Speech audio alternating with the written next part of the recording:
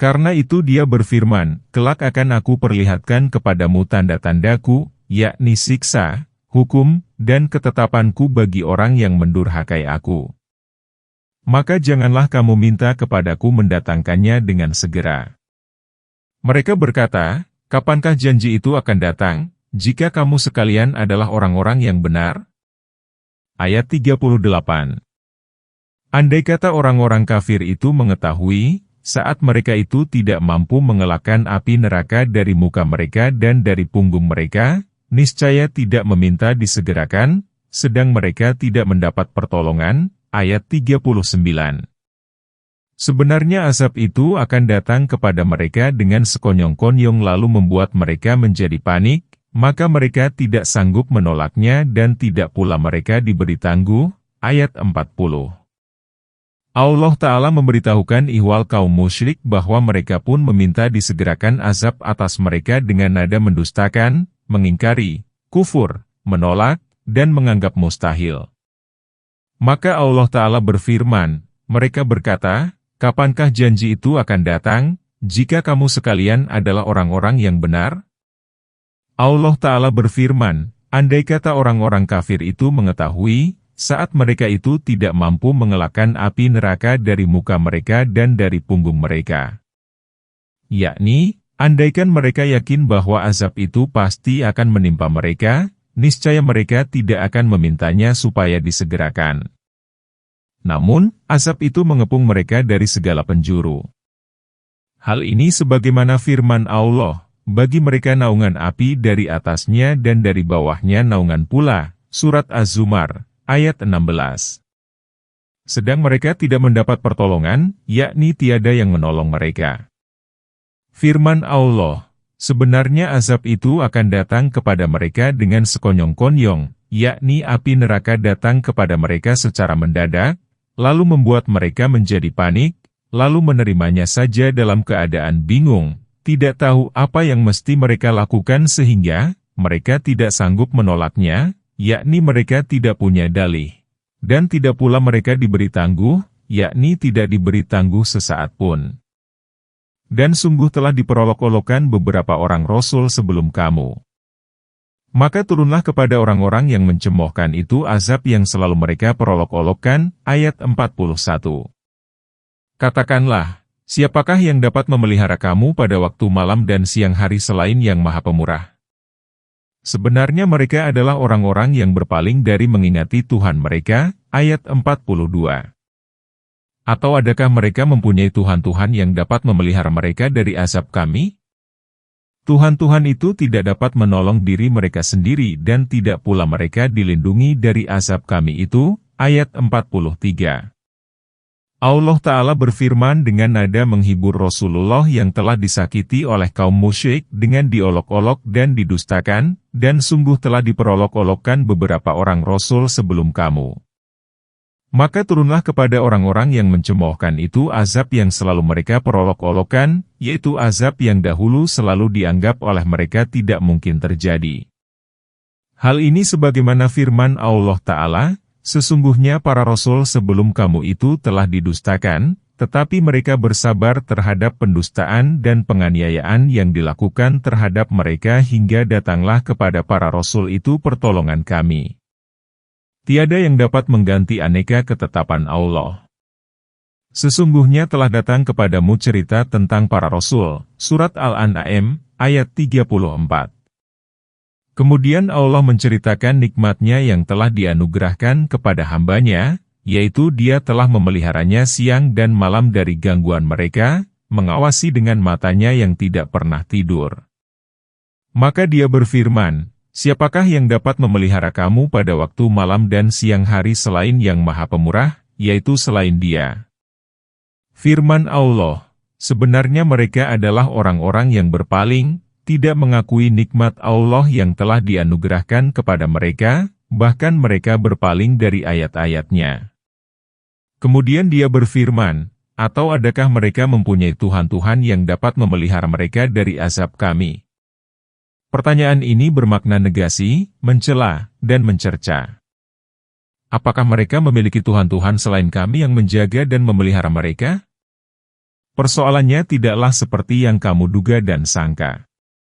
Karena itu, Allah Ta'ala berfirman, Tuhan-Tuhan itu tidak dapat menolong diri mereka sendiri dan tidak pula mereka dilindungi dari azab kami itu, dan tidak pula mereka dilindungi dan dicegah dari siksa kami. Sebenarnya kami telah memberi mereka dan bapak-bapak mereka kenikmatan hingga panjanglah umur mereka. Maka apakah mereka tidak melihat bahwasanya kami mendatangi suatu negeri, lalu kami kurangi luasnya dari segala penjurunya? Maka apakah mereka yang menang? Ayat 44. Katakanlah, sesungguhnya aku hanya memberi peringatan kepada kamu sekalian dengan wahyu dan tidaklah orang-orang yang tuli mendengar seruan apabila mereka diberi peringatan. Ayat 45. Dan sesungguhnya, jika mereka ditimpa sedikit saja azab Tuhanmu, pastilah mereka berkata, aduhai celakalah kami, bahwasanya kami adalah orang yang menganiaya diri sendiri. Ayat 46. Kami akan memasang timbangan yang tepat pada hari kiamat. Maka tidaklah dirugikan seseorang barang sedikit pun. Dan jika amal itu hanya seberat biji sawi, maka kami pasti mendatangkannya. Dan cukuplah kami sebagai pembuat perhitungan. Ayat 47. Allah Ta'ala memberitahukan ihwal kaum musyrik bahwa sesungguhnya yang mendorong mereka kepada kesesatan tiada lain ialah usia panjang disertai kenikmatan. Lalu mereka berkeyakinan bahwa dirinya mendapat anugerah. Kemudian Allah Ta'ala menasihati mereka, maka apakah mereka tidak melihat bahwasanya kami mendatangi suatu negeri, lalu kami kurangi luasnya dari segala penjurunya. Hal ini sebagaimana firman Allah Ta'ala, dan sesungguhnya kami telah membinasakan negeri-negeri di sekitarmu dan kami telah mendatangkan tanda-tanda kebesaran kami berulang-ulang supaya mereka kembali. Surat Al-Ahqaf, ayat 27. Hasan Basri berkata, maksudnya, kemenangan Islam atas kekafiran. Maksudnya, apakah mereka tidak mengambil pelajaran dari pertolongan Allah yang diberikan kepada para walinya dalam mengalahkan musuh-musuhnya, dari pembinasaannya terhadap umat-umat yang mendustakan, dan dari penyelamatannya terhadap hamba-hambanya yang beriman? Karena itu, Allah Ta'ala berfirman, maka apakah mereka yang menang, yakni, justru merekalah yang dikalahkan, direndahkan, dan dihinakan.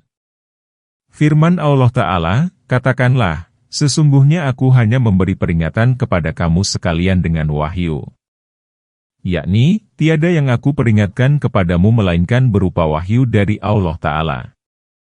Namun, pemberian peringatan dengan azab itu tidaklah berguna bagi orang yang mata hatinya telah dibutakan Allah.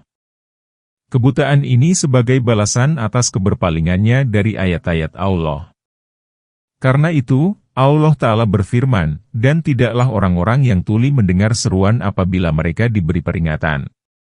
Firman Allah Ta'ala, dan sesungguhnya, jika mereka ditimpa sedikit saja azab Tuhanmu, pastilah mereka berkata, aduhai celakalah kami, bahwasanya kami adalah orang yang menganiaya diri sendiri. Mereka mengakui dosa mereka tatkala siksa dalam kadar terendah menimpa mereka, mengakui bahwa mereka telah menzalimi diri sendiri di dunia. Firman Allah Ta'ala, kami akan memasang timbangan yang tepat pada hari kiamat. Maka tidaklah dirugikan seseorang barang sedikit pun. Kami akan memasang timbangan-timbangan yang adil pada hari kiamat. Sebenarnya timbangan itu ada satu. Penjamakannya disebabkan banyaknya amal yang ditimbang pada timbangan itu. Firman Allah Ta'ala, dan jika amal itu hanya seberat biji sawi, maka kami pasti mendatangkannya. Dan cukuplah kami sebagai pembuat perhitungan, adalah seperti firman-Nya, dan Tuhanmu tidak menzalimi seorang pun. Dan seperti firman Allah Ta'ala, sesungguhnya Allah tidak berbuat zalim sebesar zarah pun.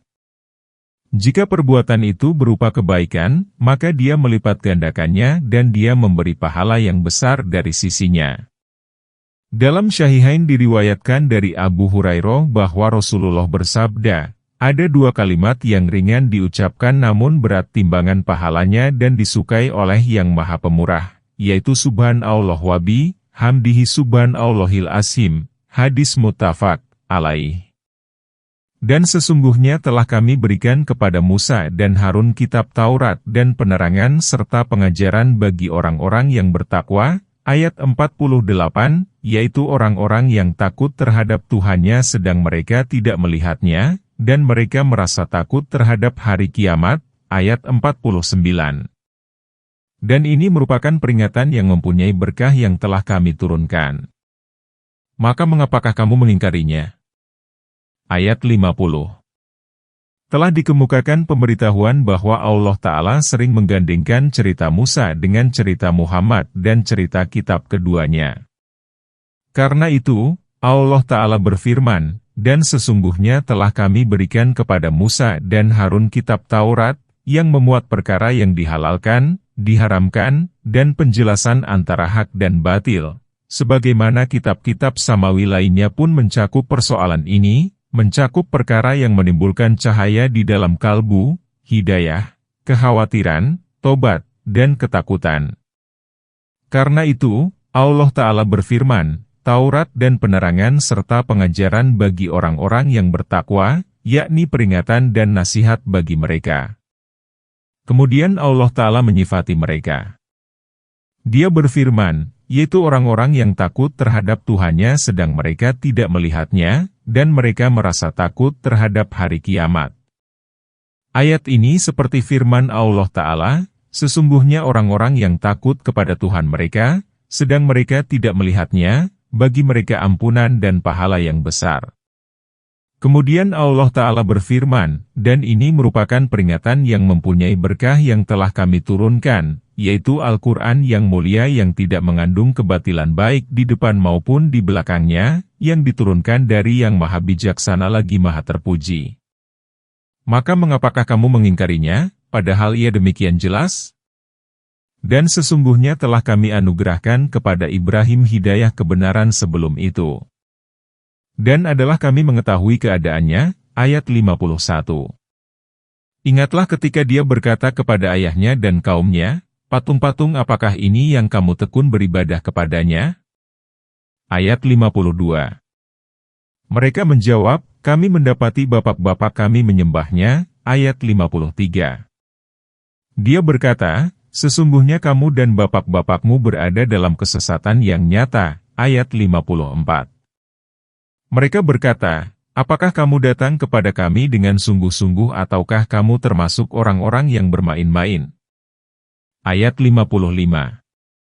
Dia berkata, sebenarnya Tuhan kamu ialah Tuhan langit dan bumi yang telah menciptakannya. Dan aku termasuk orang-orang yang dapat memberikan bukti atas yang demikian itu, ayat 56. Allah Ta'ala menceritakan kekasihnya, Ibrahim, bahwa dia telah kami anugerahi bimbingan sebelum, yaitu semenjak dia kecil. Dia mengilhamkan kepadanya kebenaran dan alasan untuk melawan kaumnya. Hal ini sebagaimana firman Allah Ta'ala, itulah alasan kami yang kami telah memberikannya kepada Ibrahim untuk menghadapi kaumnya. Sehubungan dengan ini, terdapat banyak cerita Israiliyat yang disajikan oleh para mufasir. Pada umumnya cerita itu disebarkan oleh Bani Israel. Cerita yang sejalan dengan syariat kita maka dapat diterima. Dan cerita yang bertentangan maka kita tolak. Adapun cerita yang tidak sejalan dan tidak bertentangan maka kami tidak membenarkan dan tidak pula mendustakannya, namun kami menangguhkannya. Banyak di antara cerita itu yang tidak berguna. Jika berguna, niscaya kisah itu akan dijelaskan oleh syariat yang sempurna lagi komprehensif ini.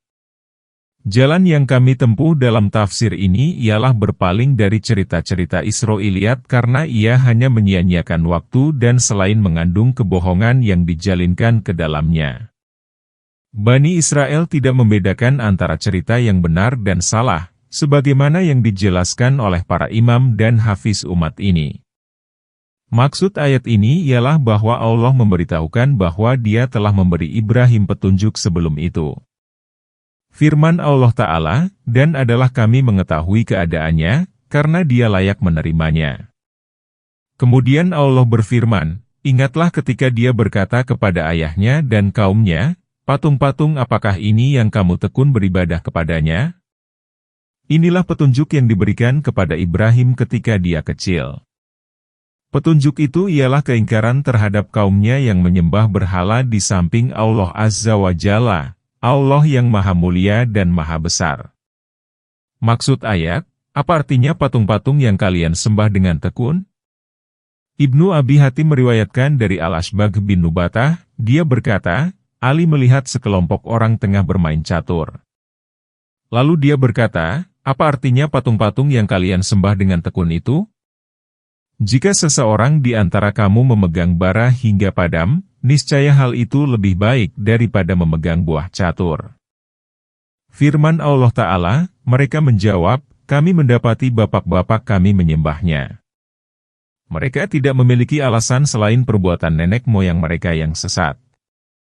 Karena itu, Allah Ta'ala berfirman kepada mereka, sesungguhnya kamu dan bapak-bapakmu berada dalam kesesatan yang nyata, tidak berada di atas jalan yang lurus. Setelah Ibrahim mematahkan aspirasi mereka, memandang sesat nenek moyang mereka, dan menghinakan Tuhan-Tuhan mereka, maka mereka berkata, apakah kamu datang kepada kami dengan sungguh-sungguh ataukah kamu termasuk orang-orang yang bermain-main? Apakah perkataan yang kamu lontarkan itu main-main dan senda gurau saja, ataukah serius? Dia berkata, sebenarnya Tuhan kamu ialah Tuhan langit dan bumi yang telah menciptakannya. Yakni, Tuhanmu yang tidak ada sembahan selain Dia, ialah Tuhan yang telah menciptakan langit dan bumi serta perkara yang ada di antara keduanya. Dan aku termasuk orang-orang yang dapat memberikan bukti atas yang demikian itu. Dan aku bersaksi bahwa tidak ada Tuhan melainkan Dia dan tidak ada Rob selain Dia. Demi Allah, sesungguhnya aku akan melakukan tipu daya terhadap berhala-berhalamu sesudah kamu pergi meninggalkannya. Ayat 57. Maka Ibrahim membuat berhala-berhala itu hancur terpotong-potong, kecuali yang terbesar dari patung-patung yang lain, agar mereka kembali kepadanya. Ayat 58. Mereka berkata, siapakah yang melakukan perbuatan ini terhadap Tuhan-Tuhan kami? Sesungguhnya dia termasuk orang-orang yang zalim. Ayat 59. Mereka berkata, kami mendengar ada seorang pemuda yang mencela berhala-berhala ini. Dia bernama Ibrahim. Ayat 60. Mereka berkata, maka bawalah dia dengan cara dapat dilihat orang banyak agar mereka menyaksikan. Ayat 61. Mereka bertanya, apakah kamu yang melakukan perbuatan ini terhadap Tuhan-Tuhan kami, hai Ibrahim? Ayat 62. Ibrahim menjawab, sebenarnya patung yang besar itulah yang melakukannya, maka tanyakanlah kepada berhala itu, jika mereka dapat berbicara. Ayat 63. Kemudian Al-Halil bersumpah dengan tegas sehingga dapat didengar oleh sebagian kaumnya bahwa dia benar-benar akan melakukan tipu daya terhadap berhala-berhala mereka. Maksudnya, dia akan menghancurkan berhala setelah mereka pergi ke perayaan mereka.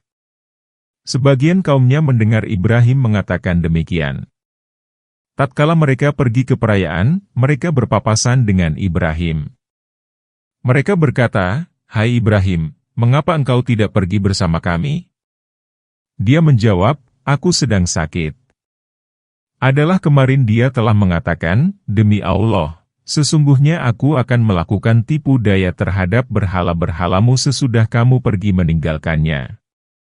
Setelah hampir seluruh kaumnya pergi ke perayaan, Ibrahim bergegas pergi menuju berhala-berhala mereka. Maka Ibrahim membuat berhala-berhala itu hancur terpotong-potong, kecuali berhala yang terbesar, agar mereka kembali kepadanya. Yakni, agar mereka beranggapan bahwa berhala terbesarlah yang telah membela dirinya sebagai pernyataan ketidaksenangannya karena ia disembah bersama berhala-berhala kecil.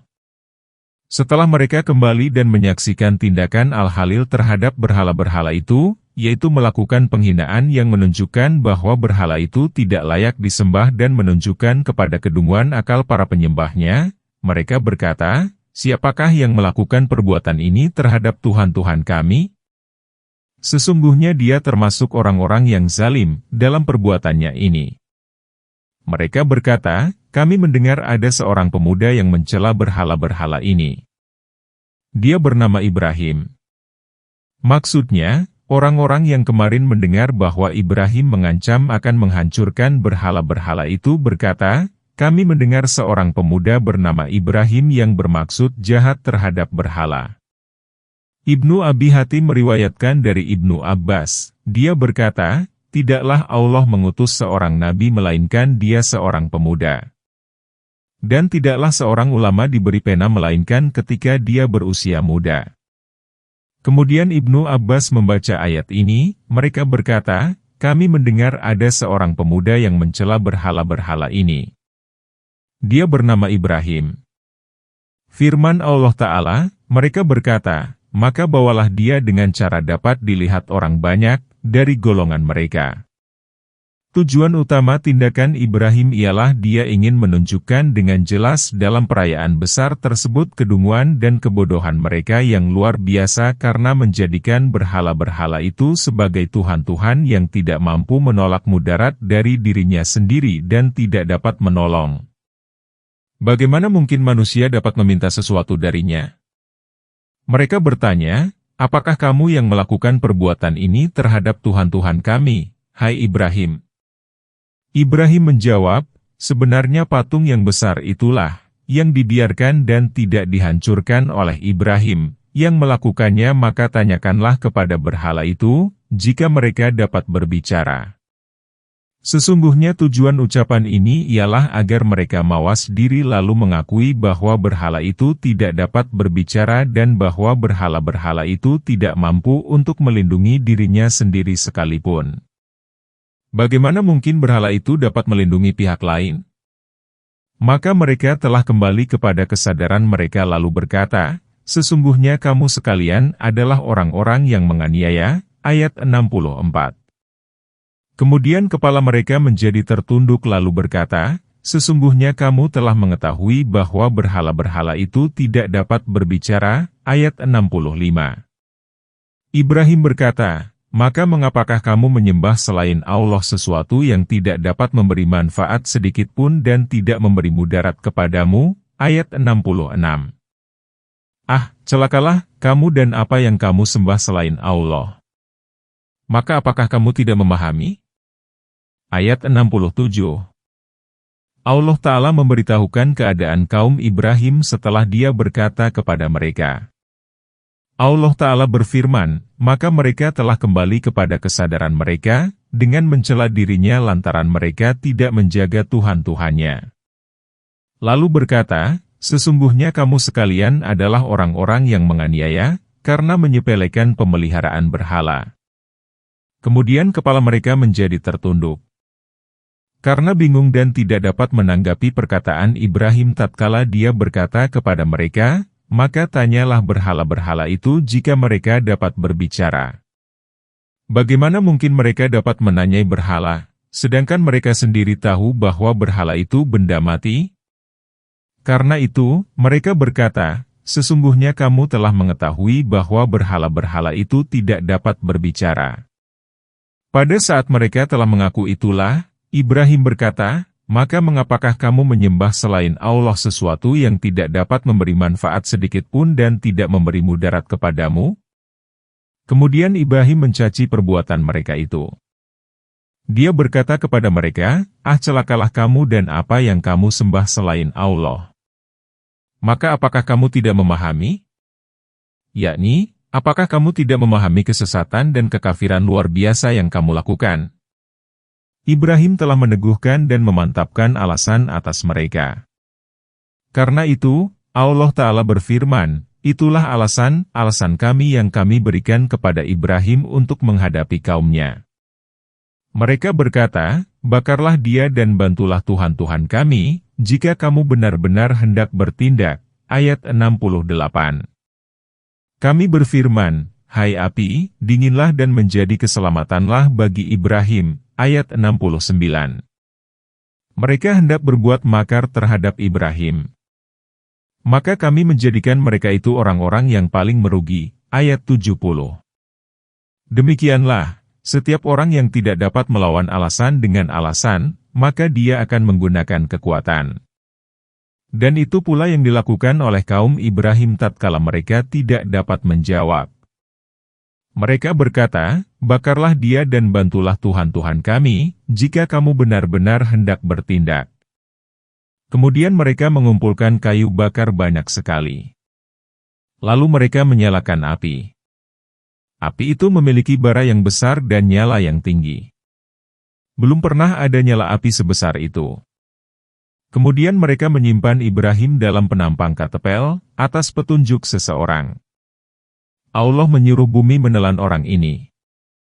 Setelah mereka melemparkan Ibrahim ke dalam api, dia berkata, "Cukuplah bagiku Allah.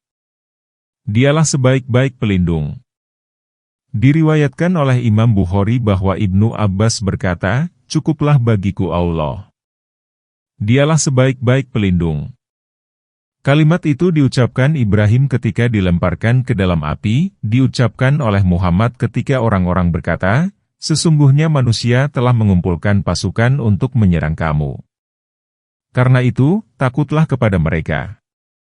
Maka perkataan itu menambah keimanan mereka dan mereka pun berkata, "Cukuplah bagi kami Allah. Dia adalah sebaik-baik pelindung." Hadis Bukhari. Al-Hafiz Abu Ya'la meriwayatkan dari Abu Hurairah, dia berkata bahwa Rasulullah bersabda, tatkala Ibrahim dilemparkan ke dalam api, maka dia berkata, "Ya Allah, Engkau adalah Esa di langit dan aku pun sendirian menyembahmu di bumi." Said bin Jubair berkata dia juga meriwayatkan dari Ibnu Abbas. Ibnu Abbas berkata, tatkala Ibrahim dilemparkan, maka malaikat penjaga hujan berkata, "Begitu aku diperintahkan menurunkan hujan, langsung aku menurunkannya." Ibnu Abbas berkata, adalah perintah Allah lebih cepat daripada perintah malaikat. Allah berkata, "Hai api, dinginlah dan menjadi keselamatanlah bagi Ibrahim." Ibnu Abbas berkata, kalaulah Allah Azza wa Jalla, Allah yang maha mulia dan maha besar, tidak mengatakan, dan menjadikan keselamatan, niscaya dinginnya api melukai Ibrahim. Ibnu Abi Hatim meriwayatkan dari budak perempuan Al-Faqih bin Al-Mughirah Al-Mahzumi, dia berkata, aku menemui Aisyah. Di rumahnya aku melihat tombak. Aku berkata, wahai Ummul Mukminin, untuk apa tombak ini? Aisyah berkata, aku menggunakannya untuk membunuh cicak. Sesungguhnya Rasulullah bersabda, tatkala Ibrahim dilemparkan ke dalam api, maka tidak ada seekor binatang melata pun di bumi kecuali kadal, cicak yang memadamkan api. Namun, kadal cicak malah meniupi api yang membakar Ibrahim. Maka Rasulullah menyuruh kami membunuh kadal cicak. Firman Allah Ta'ala, mereka hendak berbuat makar terhadap Ibrahim. Maka kami menjadikan mereka itu orang-orang yang paling merugi, yaitu orang-orang yang dikalahkan dan direndahkan sebab mereka hendak berbuat jahat terhadap Nabi Allah. Maka Allah pun mencelakakan mereka dan menyelamatkan Ibrahim dari api. Dengan demikian, merekalah yang kalah. Dan kami selamatkan Ibrahim dan Lut ke sebuah negeri yang telah kami berkahi untuk sekalian manusia. Ayat 71. Dan kami telah memberikan kepadanya Ishak dan Yakub sebagai suatu anugerah. Dan masing-masing kami jadikan orang-orang yang saleh. Ayat 72. Kami telah menjadikan mereka itu sebagai pemimpin-pemimpin yang memberi petunjuk dengan perintah kami dan telah kami wahyukan kepada mereka mengerjakan kebajikan, mendirikan sholat, menunaikan zakat, dan hanya kepada kamilah mereka selalu menyembah. Ayat 73. Dan kepada Lut, telah kami berikan hikmah dan ilmu dan telah kami selamatkan dia dari kota yang mengerjakan perbuatan keji. Sesungguhnya mereka adalah kaum yang jahat lagi fasik. Ayat 74. Dan kami masukkan dia ke dalam rahmat kami, karena sesungguhnya dia termasuk orang-orang yang saleh. Ayat 75. Allah Ta'ala memberitahukan ihwal Ibrahim bahwa dia telah diselamatkan Allah dari api yang dibuat kaumnya dan mengeluarkannya dari tengah-tengah mereka seraya bermigrasi ke negeri Syam, yaitu ke salah satu wilayahnya yang suci. Sebelumnya dia berada di Irak. Allah telah menyelamatkan dirinya dan anak saudaranya yang bernama Lut ke Syam yang pada saat itu bernama Akar, sebagai tempat berhijrah. Palestina, pada saat itu, merupakan bagian dari wilayah Syria. Diceritakan bahwa Syria merupakan wilayah tempat berkumpul, berbangkit, tempat turun Isa bin Maryam, dan tempat binasanya Al-Masih Dajjal oleh Isa. Kemudian Ibrahim menikahi anak perempuan pamannya yang bernama Sarah. Dia membawa Sarah berhijrah dari negerinya, ke sebuah negeri yang telah kami berkahi untuk sekalian manusia. Firman Allah Ta'ala, dan kami telah memberikan kepadanya Ishak dan Yakub sebagai suatu anugerah. Ibnu Abbas dan yang lainnya menafsirkan kata An-Nafilah sebagai cucu. Yakni, Yakub merupakan anak Ishak, sebagaimana Allah Ta'ala berfirman, maka kami memberinya kabar gembira dengan kelahiran Ishak, dan setelah Ishak yaitu dengan Yakub. Firman Allah Ta'ala, dan masing-masing kami jadikan orang-orang yang saleh. Yakni, semuanya menjadi pelaku kebaikan dan kemaslahatan. Kami telah menjadikan mereka itu sebagai pemimpin-pemimpin, yang diikuti, yang memberi petunjuk dengan perintah kami, yakni mengajak kepada jalan Allah dengan izinnya. Karena itu, Allah Ta'ala berfirman, dan telah kami wahyukan kepada mereka mengerjakan kebajikan, mendirikan sholat, menunaikan zakat, dan hanya kepada kamilah mereka selalu menyembah. Yakni, mengerjakan apa yang diperintahkan kepada manusia. Kemudian Allah Ta'ala menggabungkan kisah Ibrahim dengan kisah Lut. Dia adalah Lut bin Haran bin Adzar. Lut telah beriman kepada Ibrahim mengikutinya, dan ikut berhijrah bersamanya, sebagaimana firman Allah Ta'ala, maka Lut beriman kepadanya. Dia berkata, sesungguhnya aku akan berhijrah kepada Tuhanku. Maka Allah memberinya hikmah dan ilmu dan memberinya wahyu serta menjadikannya sebagai nabi. Allah mengutusnya kepada penduduk Sodom. Lalu mereka menyalahi dan mendustakan Lut. Maka Allah pun membinasakan dan menghancurkan mereka. Karena itu, Allah Ta'ala berfirman, dan telah kami selamatkan dia dari kota yang mengerjakan perbuatan keji.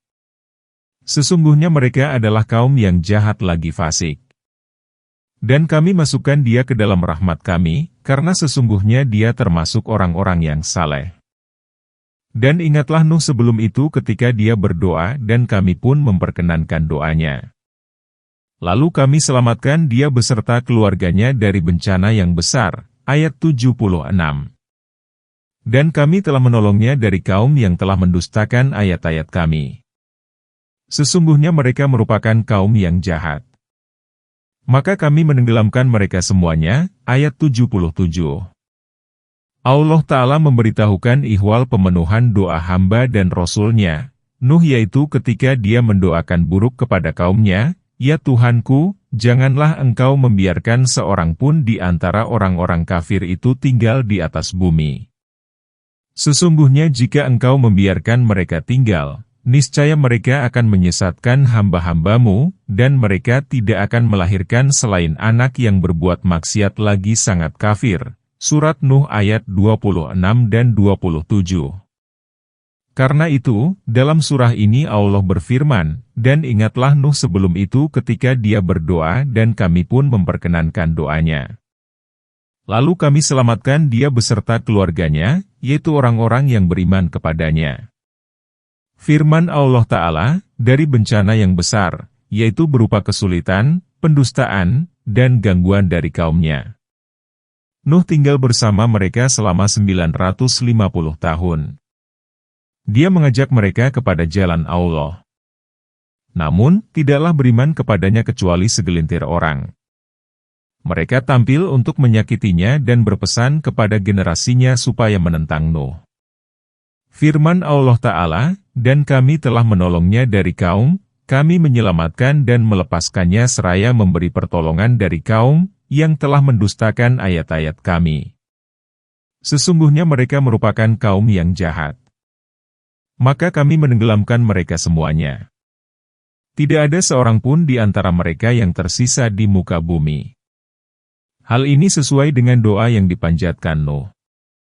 Dan ingatlah akan Daud dan Sulaiman tatkala keduanya memberikan keputusan mengenai tanaman, karena tanaman itu dirusak oleh kambing-kambing kepunyaan kaumnya dan adalah kami menyaksikan keputusan yang diberikan oleh mereka itu. Ayat 78.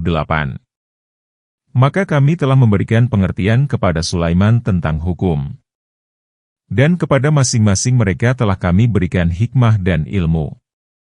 Dan telah kami tundukkan gunung-gunung dan burung-burung, semua bertasbih bersama Daud dan kamilah yang melakukannya. Ayat 79. Dan telah kami ajarkan kepada Daud membuat baju besi untuk kamu guna memeliharamu dalam peperanganmu. Maka hendaklah kamu bersyukur. Ayat 80. Dan kami tundukkan untuk Sulaiman angin yang sangat kencang yang berhembus dengan perintahnya ke negeri yang kami telah memberkatinya. Dan adalah kami maha mengetahui segala sesuatu. Ayat 81. Dan kami telah menundukkan segolongan setan yang menyelam untuknya dan mengerjakan pekerjaan selain dari itu. Dan adalah kami memelihara mereka itu. Ayat 82. An-nafsyu berarti merumput pada malam hari. Tanaman itu berupa pohon anggur yang sudah mulai bertandan. Sehubungan dengan firman Allah Ta'ala, dan ingatlah akan Daud dan Sulaiman tatkala keduanya memberikan keputusan mengenai tanaman, karena tanaman itu dirusak oleh kambing-kambing kepunyaan kaumnya. Ibnu Jarir meriwayatkan dari Ibnu Mas'ud, dia berkata, tanaman itu berupa pohon anggur yang sudah mulai bertandan. Kemudian tanaman itu dirusak oleh kambing. Lalu Daud memutuskan untuk memberikan kambing itu kepada pemilik kebun anggur. Maka Sulaiman berkata, "Wahai Nabi Allah, keputusannya bukan demikian." Daud berkata, "Lalu bagaimana?" Sulaiman menjawab, "Serahkanlah kebun anggur itu kepada pemilik kambing dan suruhlah dia memeliharanya sehingga menjadi seperti sedia kala. Dan serahkanlah kambing itu kepada pemilik kebun sehingga dia memperoleh manfaatnya. Jika kebun anggur itu sudah seperti sedia kala, maka kebun anggur itu diserahkan kepada pemiliknya dan kambing itu pun diserahkan kepada pemiliknya juga." Itulah maksud firman Allah Ta'ala, maka kami telah memberikan pengertian kepada Sulaiman tentang hukum. Demikianlah Allah telah memuji Sulaiman, namun tidak mencela Daud. Demikian menurut Hasan Basri. Kemudian tatkala Iyas bin Muawiyah dikalahkan perkaranya lalu menemui Hasan Basri sambil menangis, maka dia bertanya, "Mengapa kamu menangis?" Iyas menjawab, "Hai Abu Said, telah sampai berita kepadaku bahwa para hakim itu terdiri atas orang yang beristihad, bersungguh-sungguh, lalu istihadnya itu salah, maka dia berada dalam neraka. Orang yang memutuskan berdasarkan seleranya, dia pun dalam neraka, dan orang yang beristihad, bersungguh-sungguh, lalu istihadnya itu benar, maka dia berada dalam surga." Kemudian Hasan Basri berkata, "Sesungguhnya dalam kisah Daud dan Sulaiman, serta para nabi lainnya yang dikisahkan Allah terdapat pelajaran untuk membantah pendapat orang-orang tersebut." Allah Ta'ala berfirman, "Dan ingatlah kisah Daud dan Sulaiman ketika keduanya memberikan keputusan mengenai tanaman karena tanaman itu dirusak oleh kambing-kambing kepunyaan kaumnya. Dan adalah kami menyaksikan keputusan yang diberikan oleh mereka itu."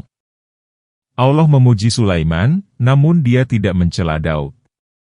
Kemudian Hasan Basri melanjutkan, "Sesungguhnya Allah menetapkan 3 hal kepada para hakim. Pertama, tidak boleh menjual keputusan dengan harga yang sedikit. Kedua, tidak boleh mengikuti selera dalam memberi keputusan. Dan ketiga, tidak boleh takut kepada seorang pun dalam memberikan keputusan." Kemudian Hasan Basyadis riwayati membaca ayat, "Hai Daud, sesungguhnya kami menjadikan kamu khalifah di muka bumi. Maka berilah keputusan di antara manusia dengan adil. Dan janganlah kamu mengikuti hawa nafsu, karena ia akan menyesatkanmu dari jalan Allah." Surat Syod, ayat 26. Dan firman Allah Ta'ala, "Maka janganlah kamu takut terhadap manusia, dan takutlah kepadaku." Serta firman Allah Ta'ala, "Dan janganlah kamu menjual ayat-ayatku dengan harga yang murah." Aku, Ibnu Katsir, berkata bahwa adapun para nabi adalah dianugerahi sifat maksum dan ditolong oleh Allah Azza wa Jalla. Allah yang Maha Mulia dan Maha Besar. Hal ini tidak lagi diperselisihkan oleh para ulama sejati baik ulama salaf maupun ulama khalaf. Adapun orang selain mereka maka hal ini telah ditegaskan di dalam Sahih Bukhari dari Amr bin Al-A'ash bahwa Rasulullah bersabda, apabila hakim berijtihad, bersungguh-sungguh, lalu ijtihadnya itu benar maka baginya 2 pahala. Apabila dia berijtihad, bersungguh-sungguh, lalu ijtihadnya itu salah maka baginya 1 pahala, hadis Bukhari. Hadis ini membantah sangkaan Iyas bahwa apabila hakim berijtihad, bersungguh-sungguh, lalu ijtihadnya itu salah, maka dia berada di dalam neraka. Wallahu alam. Dalam kitab As-Sunan dikatakan, hakim itu ada 3 golongan, segolongan berada di dalam surga dan 2 golongan berada di dalam neraka. Yaitu, orang yang mengetahui kebenaran lalu dia memutuskan berdasarkan kebenaran itu, maka dia berada di dalam surga. Orang yang memutuskan perkara di antara manusia berdasarkan ketidaktahuan, maka dia berada dalam neraka, dan orang yang mengetahui kebenaran, lalu dia memutuskan bukan berdasarkan kebenaran itu, maka dia berada dalam neraka. Firman Allah Ta'ala, dan telah kami tundukkan gunung-gunung dan burung-burung, semua bertasbih bersama Daud. Hal itu karena kemerduan suaranya dalam membaca kitab Zabur. Apabila Daud menyenandungkan Zabur, maka burung di udara pun diam, menanggapinya, dan gunung-gunung pun menjawabnya. Oleh karena itu, tatkala Nabi berpapasan dengan Abu Musa al-Asy'ari, dia sedang membaca Al-Quran pada suatu malam dan suaranya sangat merdu, maka beliau diam lalu menyimak bacaan Abu Musa. Beliau bersabda, orang ini telah dianugerahi salah satu seruling keluarga Daud. Setelah itu, Abu Musa berkata, ya Rasulullah, jika aku tahu bahwa engkau menyimaknya, niscaya aku akan memperindah bacaan itu sebagus-bagusnya untukmu. Firman Allah Ta'ala, dan telah kami ajarkan kepada Daud membuat baju besi untuk kamu guna memeliharamu dalam peperanganmu. Yakni, cara membuat baju besi. Hal ini sebagaimana firman Allah Ta'ala, dan kami telah melunakkan besi untuknya. Buatlah baju besi yang besar-besar dan ukurlah anyamannya serta kerjakanlah amal yang saleh. Surat Saba ayat 10 dan 11. Maksudnya, buatlah lempengan yang tidak terlalu besar agar tidak mengikis paku penyambung. Dan buatlah paku yang lentur untuk mengokohkan lempengan-lempengan. Karena itu, Allah Ta'ala berfirman, guna memelihara kamu dalam peperanganmu. Maka hendaklah kamu bersyukur atas berbagai nikmat Allah yang telah dianugerahkan kepadamu sebab Dia telah mengajarkan pembuatan baju besi kepada Daud. Maka ajarkanlah cara tersebut kepada orang lain. Firman Allah Ta'ala, dan kami tundukkan untuk Sulaiman angin yang sangat kencang yang berhembus dengan perintahnya ke negeri yang kami telah memberkatinya, yaitu negeri Syria. Dan adalah kami maha mengetahui segala sesuatu. Hal itu terjadi karena Sulaiman memiliki hamparan kayu. Dia menyimpan di atasnya segala keperluan kerajaan. Lalu angin membawa hamparan itu, sementara burung-burung menaungi serta melindunginya dari panas, ke daerah yang dikehendaki Sulaiman. Lalu angin menurunkan dan meletakkan alat-alat berikut para pengiringnya. Kemudian kami tundukkan kepadanya angin yang berhembus dengan baik menurut kemana saja yang dikehendakinya. Allah Ta'ala berfirman, perjalanannya pada waktu pagi sama dengan perjalanan sebulan dan perjalanannya pada waktu sore sama dengan perjalanan sebulan pula. Firman Allah Ta'ala, dan kami telah menundukkan segolongan setan yang menyelam untuknya, yaitu menyelam di dalam lautan untuk mengambil berlian, mutiara, dan sebagainya. Dan mengerjakan pekerjaan selain dari itu, seperti membangun. Dan adalah kami memelihara mereka itu, yakni Allah memelihara Sulaiman dari gangguan salah satu setan. Bahkan semua setan berada dalam genggaman dan kekuasaannya. Tidak ada satu setan pun yang bermaksud jahat dapat mendekatinya. Sulaimanlah yang memutuskan perkara setan dengan izin Allah. Jika Sulaiman berkehendak maka dia memperkara setan dengan berkehendak maka dia menahannya. Dan ingatlah kisah Ayub ketika dia menyeru Tuhannya, "Sesungguhnya aku telah ditimpa penyakit dan Engkau adalah Tuhan yang Maha Penyayang di antara semua penyayang." Ayat 83. Maka kami pun memperkenankan seruannya itu, lalu kami melenyapkan penyakit yang ada padanya dan kami kembalikan keluarganya padanya serta kami lipat gandakan bilangan mereka sebagai suatu rahmat dari sisi kami dan untuk menjadi peringatan bagi semua yang menyembah Allah. Ayat 84. Allah Ta'ala mengisahkan Ayub dan cobaan yang menimpa harta, anak, dan tubuhnya. Adalah Ayub memiliki banyak binatang tunggangan, binatang ternak, kebun, anak, dan tempat tinggal. Namun pada akhirnya seluruh kekayaannya ludas. Sekujur tubuh Ayub pun tertimpa penyakit lepra kecuali hati dan lidahnya. Kedua organ tubuh inilah yang digunakannya untuk berzikir kepada Allah Ta'ala. Nabi bersabda, manusia yang paling berat cobaannya ialah para nabi, kemudian orang-orang saleh, kemudian orang-orang yang sesudah mereka, kemudian orang yang selanjutnya. Adalah Nabi Ayub sangat bersabar. Karena kesabarannya itulah dia dijadikan pepatah. Yazid bin Maisarah berkata, tatkala Allah menguji Ayub dengan kehilangan istri, harta kekayaan, dan anak, serta tidak ada satupun yang tersisa lagi, ia justru semakin bagus zikirnya. Ayub berkata, "Wahai Tuhan segala Tuhan yang telah berbuat ihsan kepadaku, aku memuji-Mu. Engkau telah memberiku harta dan anak. Tidak ada satu bagian pun dari hatiku melainkan terasuki oleh keduanya. Lalu Engkau mengambil semuanya itu dariku, maka aku dapat mencurahkan kalbuku sehingga tidak ada satu perkara pun yang menghalangi antara aku dan Engkau. Andaikan musuhku iblis mengetahui apa yang telah Engkau lakukan terhadapku, niscaya dia hasut kepadaku." Ibnu Abi Hatim meriwayatkan dari Abdullah bin Ubaid bin Umair. Dia berkata, Ayub mempunyai dua orang saudara pada suatu hari keduanya menengok, namun mereka tidak dapat mendekati Ayub karena demikian baunya. Keduanya berdiri dari jauh. Salah seorang saudaranya berkata, andaikan Allah mengetahui bahwa Ayub memiliki kebaikan, niscaya dia tidak akan mengujinya dengan penyakit ini. Maka Ayub pun sangat terpukul lantaran ucapannya tersebut. Lalu Ayub berkata, "Ya Allah, sesungguhnya Engkau mengetahui bahwa aku tidak pernah tidur dalam keadaan kenyang, sedangkan aku mengetahui ada orang yang kelaparan, maka benarkanlah pernyataanku." Kemudian ucapannya itu dibenarkan oleh suara dari langit, sementara kedua saudaranya pun mendengar.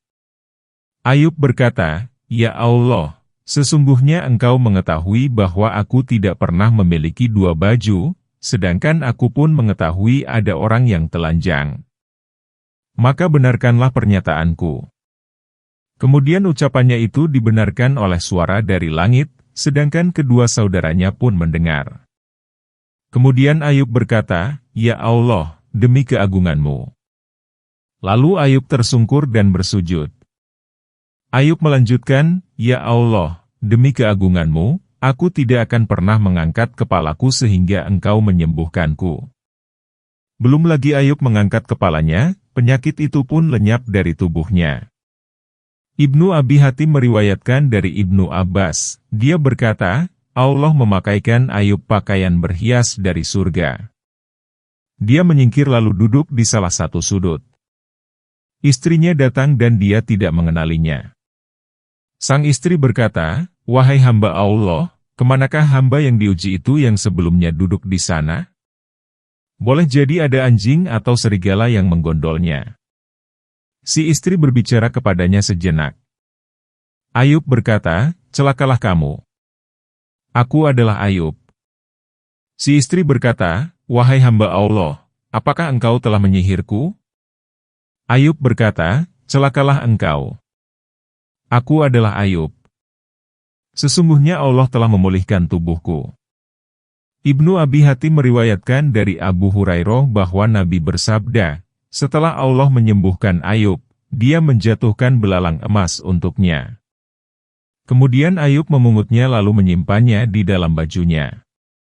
Kemudian dikatakan, "Hai Ayub, apakah kamu tidak merasa kenyang?" Ayub menjawab, "Ya Tuhanku, siapakah yang merasa kenyang terhadap rahmat-Mu?" Hadis muttafaq alaih. Sehubungan dengan firman Allah Ta'ala, dan kami kembalikan keluarganya kepadanya serta kami lipat gandakan bilangan mereka, Mujahid berkata, kemudian dikatakan kepada Ayub, "Hai Ayub, sesungguhnya keluargamu berada di surga. Jika kamu mau, maka kami akan membawa mereka kepadamu. Dan jika kamu mau, maka kami akan membiarkan mereka di surga untukmu, dan kami akan mengganti anggota keluarga seperti mereka." Ayub menjawab, "Biarkanlah mereka di surga." Maka keluarga itu dibiarkan di surga, dan Allah mengganti dengan anggota keluarga seperti mereka di dunia.